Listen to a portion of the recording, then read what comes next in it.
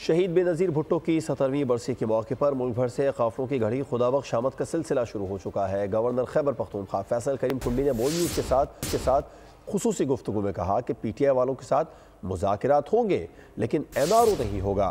वहाँ मौजूद है हमारे नुमाइंदे शहजाद अली खान, उनसे बात करेंगे। शहजाद, मजीद क्या कहा गवर्नर खैबर पख्तूनख्वा ने? बेनज़ीर भुट्टो की बरसी कल मुल्क भर में अकीदत और एहतराम से मनाई जाएगी।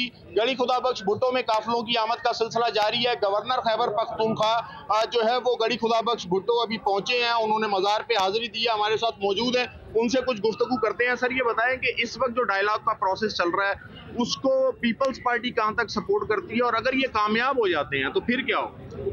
देखें, मैं समझता हूँ, अप्रिशिएट करते हैं, डायलॉग्स होने चाहिए। हम तो हमेशा हमने डायलॉग्स की बात की, हमने रिकॉन्सिलिएशन की बात की है, और जब हमारी 16 महीने की हुकूमत थी उस वक्त भी हमने हुकूमत और अपनी इत्तेहादी जमातों को कन्विंस किया था कि हमें डायलॉग्स करने चाहिए। उसके बाद वो 9 मई हुआ, अभी हम कहते हैं डायलॉग्स होने चाहिए। मोहसिन नकवी कहते हैं कि अगली एपेक्स कमेटी जो है वो मैं वजीर आजम को दरख्वास्त करूंगा कि पेशावर में रखें, तो फिर आप क्या कहें? चलो, देर है दुरुस्त है, लेकिन मैं समझता हूँ कि अमन अमान के बहाली के लिए एक ठोस इक़दाम होना चाहिए।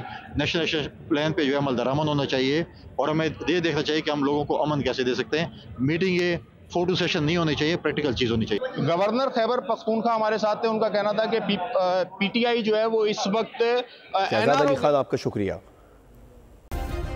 सब्सक्राइब करें और बेल दबाएं ताकि कोई खबर रह न जाए।